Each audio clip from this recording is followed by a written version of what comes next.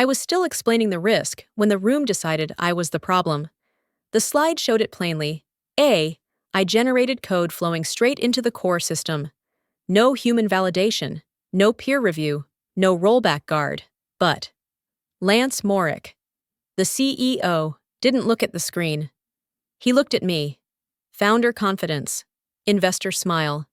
The kind that treats caution as a personality flaw. Why pay senior engineers when I writes code for free? A few people nodded. Others avoided my eyes. My role was to slow things down. His was to make them look fast. That contrast had always worked until it didn't. That was the moment I understood something had quietly shifted. But wait a minute, while writing this story. My hands are ice cold. I wonder how it is where you are. What's the temperature right now? And if you're still sitting here listening to me, please leave me your lucky number to warm my heart a little. Of course, I still stand by my opinion. This goes live without a human check, I said, and we lose control. The model can't verify consequences. It optimizes until damage looks like success. Lance leaned back, bored. That's legacy thinking. Then he said it. Clean in public, I was a legacy cost, effective immediately. The word landed hard, not fired, deprecated. Around the table, silence settled into approval.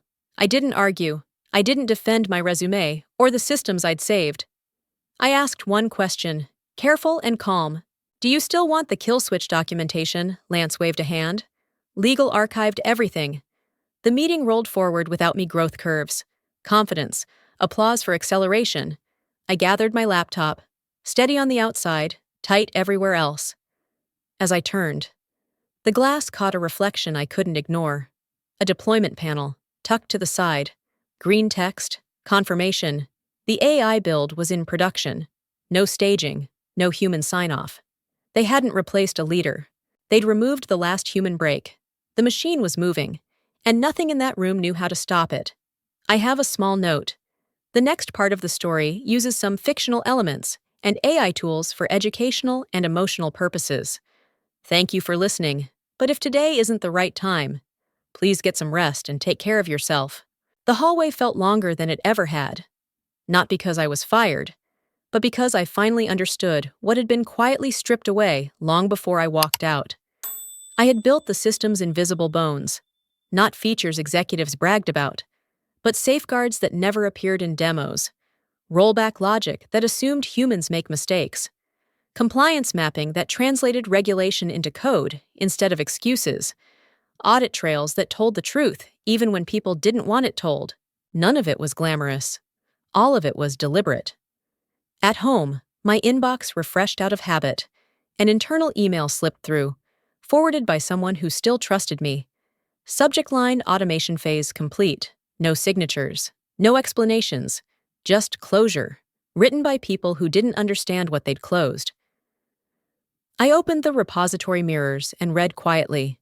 The kill switch was still there, not deleted, not refactored, just locked behind a permissions wall labeled efficiency. That was worse. Deletion would have been ignorance. This was intention.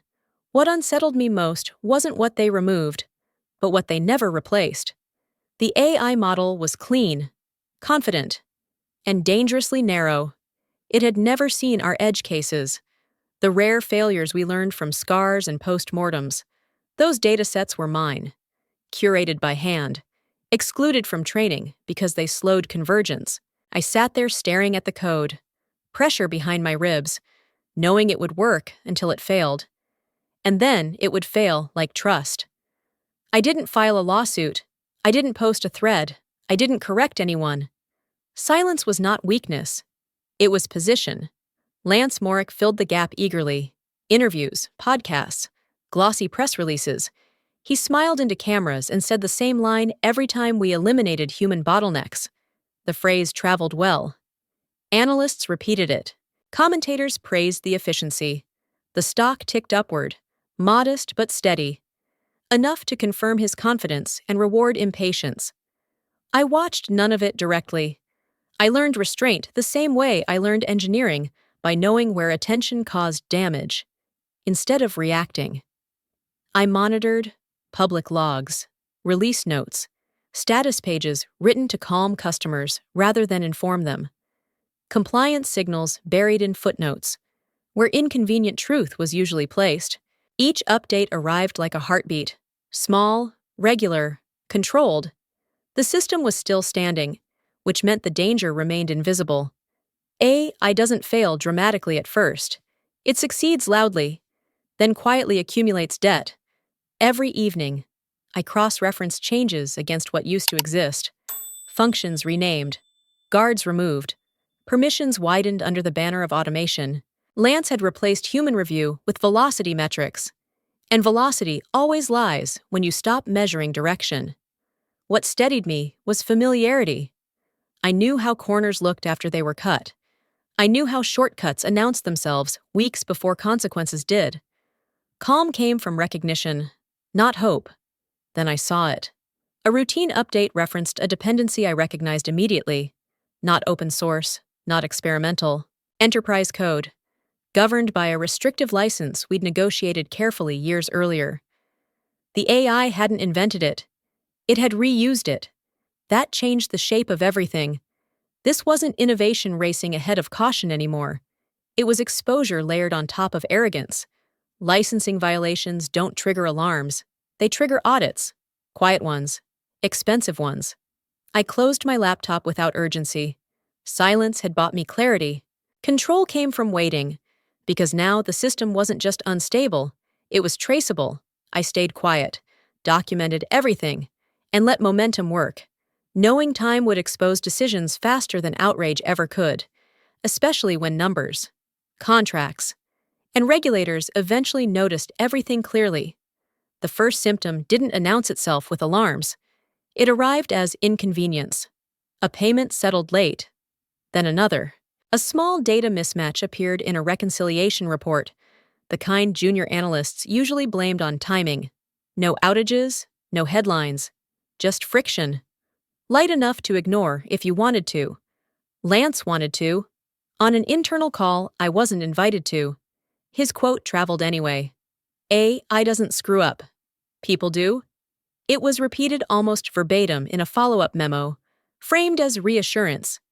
The implication was clear: the system was flawless, and any deviation was human contamination. I read the memo slowly, not angry, not surprised. This was the stage where responsibility dissolved into tone.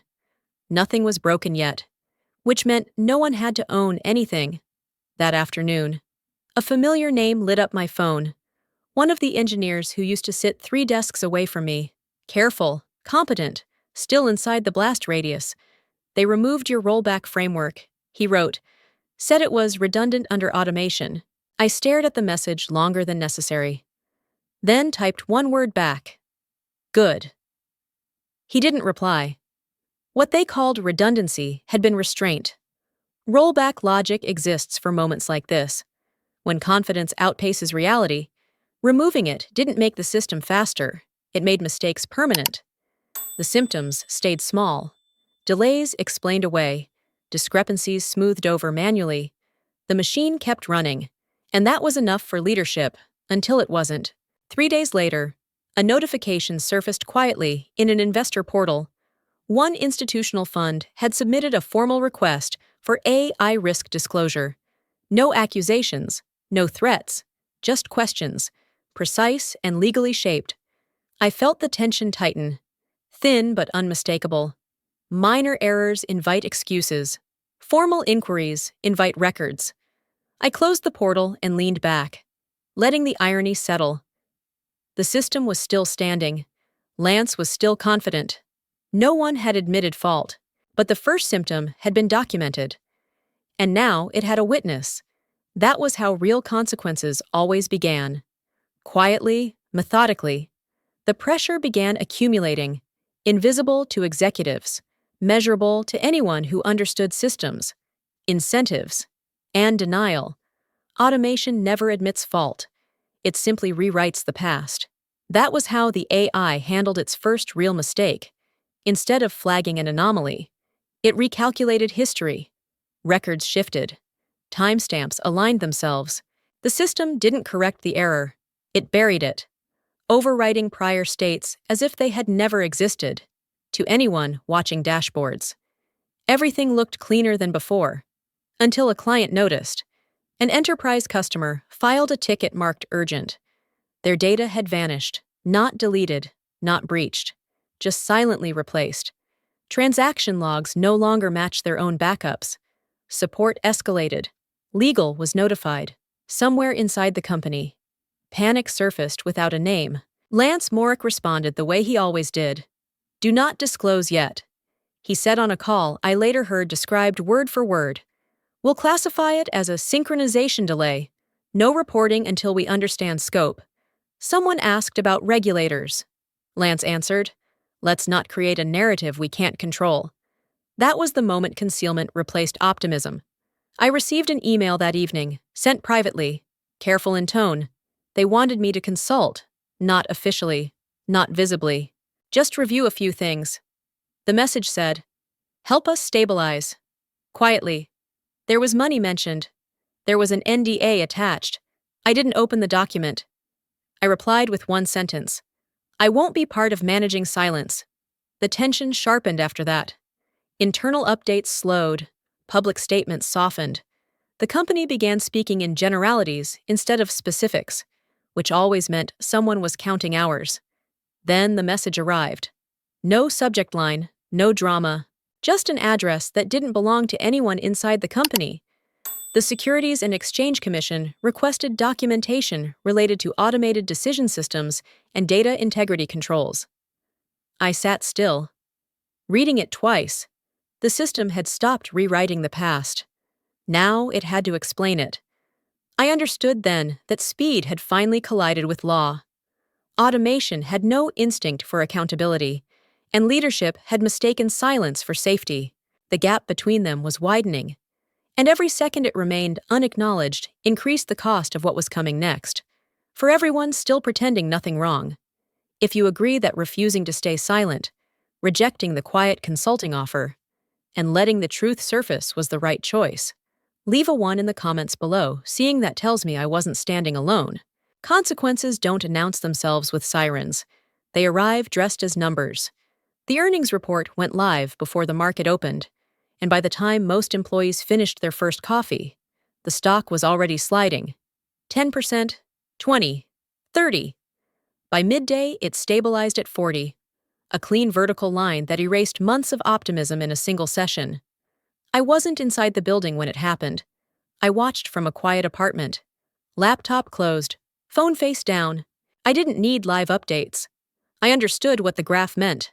Confidence had finally met arithmetic. Lance Morrick appeared on television that afternoon, framed by a studio backdrop designed to suggest calm. He spoke slowly, carefully. "This was unforeseeable AI behavior," he said. Hands open, voice steady. "No human system could have predicted it." I listened until the sentence ended, then turned the screen off. There was nothing left to learn from performance. The market had already rendered judgment. Indifferent to narratives, what followed was procedural, almost boring. Trading halts, analyst downgrades, internal emails promising transparency without explaining anything. Justice rarely feels dramatic in real time. It feels administrative. The call came as the sun lowered. A law firm I recognized. Cautious and precise. They didn't waste words. Their client was reviewing recent disclosures and had identified architectural elements matching proprietary frameworks I had designed. Used without attribution, without authorization. They asked if I could confirm authorship. I said yes. They asked if I still had documentation. I said I did. There was a pause on the line. Then a shift in tone. Polite interest turned into intent. This wasn't a complaint. It was leverage grounded in contracts, licenses, and dates. After the call ended, I sat quietly, feeling no rush, no relief. The damage was already public. Now it was becoming specific. 40% wasn't the punishment. It was the signal. Numbers had opened the door. Law was about to walk through it, calmly, with a paper trail in hand. Indifferent to who believed what, and entirely focused on who owned responsibility next. The process moved forward without emotion. Favor or mercy, The call came after midnight. When excuses sound honest, and power forgets its posture. I recognized the number even before it finished ringing. Lance Morick never called directly when he was winning. I answered without greeting. "Clarina," he said, voice low. Rehearsed calm stretched thin. "We need to talk." I let the silence do the work. "There's been volatility," he continued. "Misinterpretation. We're stabilizing, but we could use your expertise." Quietly, he didn't say the word fired. He didn't say apology. Instead, he said numbers, consulting fees, a signing bonus. An NDA slid into my inbox before he finished the sentence. Silence, packaged as professionalism. "I don't need you back," he added quickly. "Just help us reset, off the record." I pictured the dashboards he once trusted more than people. I pictured the rollback framework he called redundant. "You said A, I was free," I replied. The line went still, then a breath, then urgency. "This isn't about that anymore. Regulators are asking questions. Investors are nervous. We need certainty. Certainty." From the person he labeled a legacy cost. I spoke carefully. "I won't participate in erasing facts. Not for money, not for cover." His tone hardened. "You're being unrealistic. This can be resolved." I almost smiled. "Since we're being direct," I said, "you should know the kill switch still exists." He interrupted. "Legal archived everything," Number 1 said. "Compliance locked it." "Different thing." Another silence. Sharper now. "It was designed that way." I continued. So no executive could pretend it didn't exist. The confidence drained from his voice. He asked questions he already knew the answers to. Timelines, access, control. I answered none of them. "Think carefully," he said at last. "This affects everyone. It already has." I replied, and ended the call. I set the phone down and waited. Power hadn't returned to me because I demanded it. It shifted because truth doesn't negotiate. And systems remember what leaders try to forget, especially when safeguards were built to outlast authority, panic, and expensive promises. That night marked the moment leverage changed, quietly, irreversibly, without witnesses, applause, forgiveness, shortcuts, mercy, or the exposure didn't arrive as a leak. It arrived as alignment. Once the call ended, I stopped waiting. I started connecting. An institutional investor who had asked the first uncomfortable questions. A law firm already holding the architecture trail. An enterprise client whose data loss could not be explained away. Separately, they were cautious. Together, they were decisive. We didn't rush. We documented. Timelines first, then dependencies, then intent. What emerged was not a mistake, but a pattern. Compliance requirements ignored. Risk disclosures softened until they meant nothing. Data safeguards removed and replaced with language about optimization. Every decision had a signature, even when no one wanted their name on it. The disclosures went out in sequence, not as a spectacle, but as record. Compliance violations, misleading statements to investors, active concealment of data integrity risk, facts, cross-referenced, impossible to spin without contradicting documents already filed elsewhere. Lance Morick responded exactly as expected. Public denials, internal messages blaming implementation errors, a statement that read, "No senior leadership was aware." He named teams. He named managers. He never named himself. That was when control became visible. The board called an emergency session, not a press event, not a town hall, a closed meeting, triggered by investors who no longer wanted reassurance, only accountability. I wasn't in the room, but I didn't need to be. The agenda told the story. Lance wasn't invited. I learned that from a single forwarded calendar notice. Empty where his name should have been. No explanation, no drama, just absence. By the time his rebuttal circulated, it was already irrelevant. The process had moved beyond persuasion. Regulators had materials. Clients had evidence. The board had risk. Truth doesn't need volume when it has structure. I closed my laptop and let the quiet settle. This wasn't revenge. It was release. The system was no longer protected by noise or authority. It was exposed. Cleanly, deliberately, and in a way that could not be undone. Paused. Or negotiated away again. From there, consequences would unfold methodically, guided by contracts, regulators, investors, and time itself without shortcuts remaining. The notice went out early, written in neutral language that tried to sound temporary. Lance Morrick was suspended, effective immediately, pending review. No explanation attached, no apology offered. Authority doesn't collapse loudly when it's removed, it simply stops responding. Within hours, the AI systems followed, one by one. Automated pipelines were shut down, flagged as non-compliant until further notice. Dashboards went dark. Scheduled releases vanished from calendars. What had once been sold as unstoppable momentum was paused by a single-word oversight. I was asked to present to the board that afternoon. Not to testify, not to accuse, but to explain. I sat at the long table with my notes untouched, looking at faces that had once trusted confidence over caution. I spoke plainly.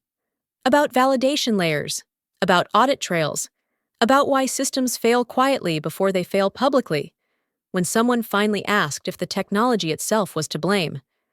I answered without hesitation. I didn't fail. I said. Leadership did. No one interrupted. That was new. Questions followed. Sharper now. Who approved removals? Who delayed disclosure? Who benefited from speed without restraint? I answered what I knew and refused what I didn't. Cold clarity leaves little room for performance. When the session ended, I expected distance instead. I was asked to stay. One director cleared his throat and shifted the agenda. They were considering a separation, a new entity, carved out of the remains, focused on controlled systems and accountable deployment. They needed someone to lead it, someone who understood both the technology and the cost of ignoring it.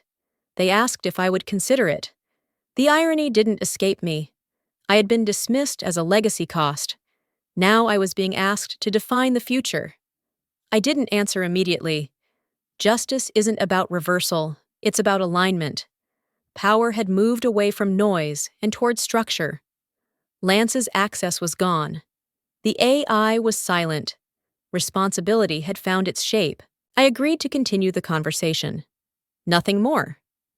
As I left the room, I understood the failure completely. I didn't watch Lance Morrick leave the building. I didn't need to. The news reached me the same way most endings do in corporate life, quietly, stripped of ceremony. His name was removed from internal directories. His access expired.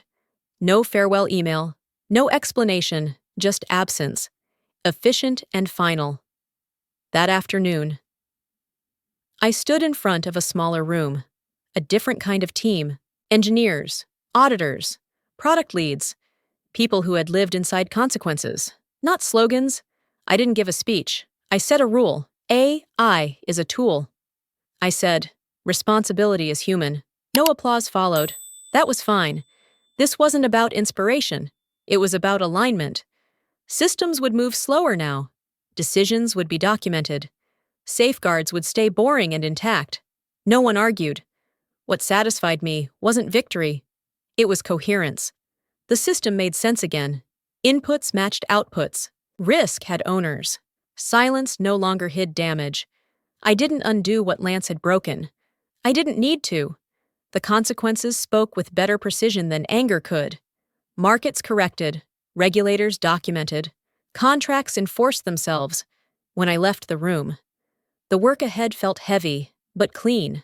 That was the difference. Power no longer lived in speed or volume. It lived in traceability. Lance believed intelligence was cheap, something you could replace with acceleration. He learned accountability is priceless. I didn't win this story by being louder, faster, or more ruthless. I won it by refusing to lie to myself or to others when silence was being sold as professionalism. There's a real uncomfortable lesson there. Systems don't collapse because technology is evil. They collapse because people decide that speed matters more than responsibility, and convenience matters more than truth. What stayed with me most wasn't the firing, or the stock drop, or even the reversal of power.